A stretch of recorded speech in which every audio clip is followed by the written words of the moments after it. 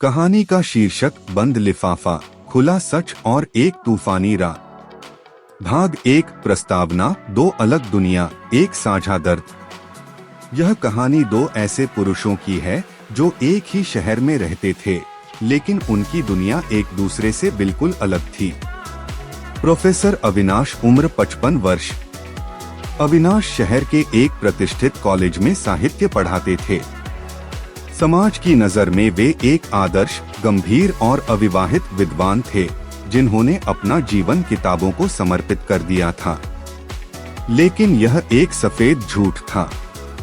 अविनाश को बहुत कम उम्र में ही पता चल गया था कि वे समलैंगिक हैं। लेकिन 80 और 90 के दशक के भारत में, जहां यह शब्द बोलना भी गुनाह था, उन्होंने अपनी सच्चाई को अपने अंदर ही दफन कर लिया। वे जीवन भर लोग क्या कहेंगे और परिवार की इज्जत के बोझ तले दबे रहे।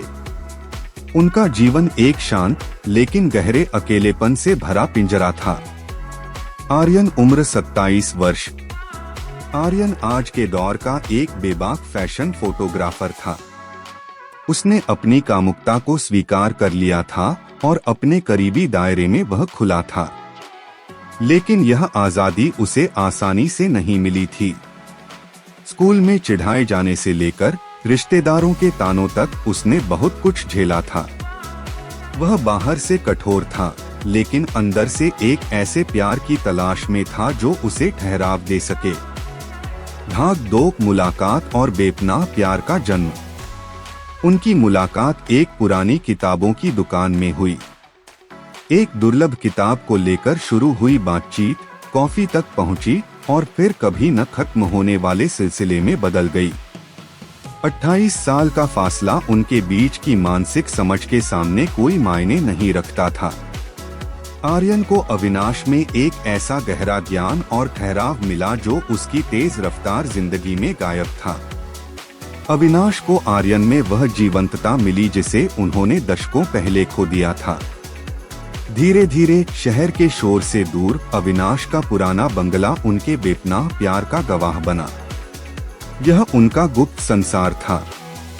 भाग 3। सस्पेंस की शुरुआत। वह मनहूस कोरियर।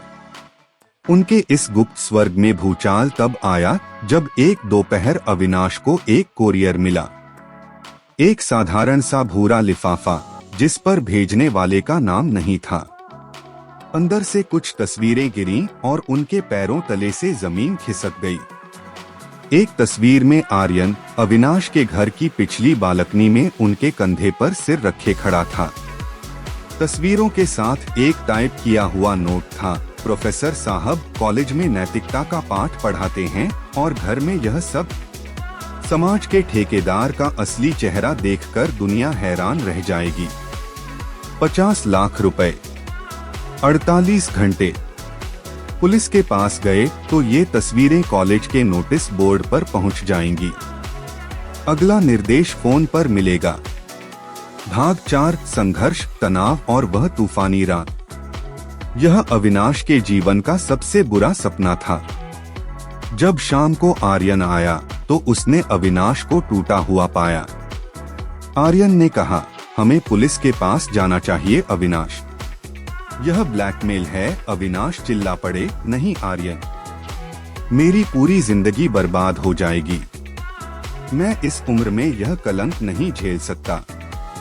उस रात शहर में जबरदस्त तूफान आया। बाहर बिजली कड़क रही थी और मूसलाधार बारिश हो रही थी। आर्यन ने अविनाश को अपनी बाहों में भर लिया और कहा, मैं तुम्हारे साथ हूँ अविनाश। लेकिन याद रखना, यह डर ही उनका हथियार है। अगर हम आज झुक गए तो जिंदगी भर झुकते रहेंगे। भाग 5। सामना और समाज का आईना। अगले दिन ब्लैकमेलर का फोन आया। पैसे लेकर शहर के बाहरी इलाके में बने एक पुराने गोदाम में बुलाया गया था। रात के 11 बजे अविनाश पैसे लेकर गए, लेकिन आर्यन की बनाई योजना के अनुसार आर्यन पहले ही वहां छिपकर पहुंच चुका था। गोदाम में अंधेरा था। एक साया सामने आया। चेहरे पर नकाब था। जैसे ही अविनाश ने पैसों का बैग आगे बढ़ाया, आर्यन ने टॉर्च की तेज रोशनी उस आदमी के चेहरे पर मारी और उसका नकाब खींच लिया। अविनाश की सांसें थम गईं।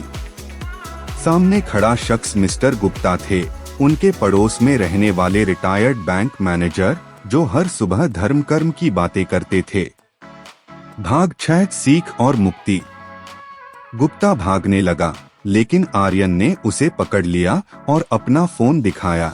आपकी सारी बातें रिकॉर्ड हो चुकी हैं गुप्ता जी, अब यह पुलिस के पास जाएगी। गुप्ता गिड़गिड़ाने लगा। तभी अविनाश आगे आए। उनकी आंखों में अब डर नहीं था। उन्होंने गुप्ता से कहा, जाओ यहाँ से, और याद रखना, मेरी सच्चाई मेरी ताकत है। तुमने मुझे ब्लैकमेल करके मुझे वह हिम्मत दी है जो मेरे पास कभी नहीं थी, खुद को स्वीकार करने की हिम्मत। उस अंधेरे गोदाम में अविनाश ने आर्यन का हाथ पकड़ा। उनकी आंखों से आंसू बह निकले, लेकिन ये मुक्ति के आंसू थे। समापन। दोस्तों, प्यार का कोई जेंडर नहीं होता और डर से बड़ी कोई कैद नहीं होती। अगर इस कहानी ने आपको सोचने पर मजबूर किया है तो वीडियो को लाइक जरूर करें। अपने विचार कमेंट बॉक्स में बताएं। इस संदेश को शेयर करें और ऐसी ही कहानियां सुनने के लिए चैनल को सब्सक्राइब करें। धन्यवाद।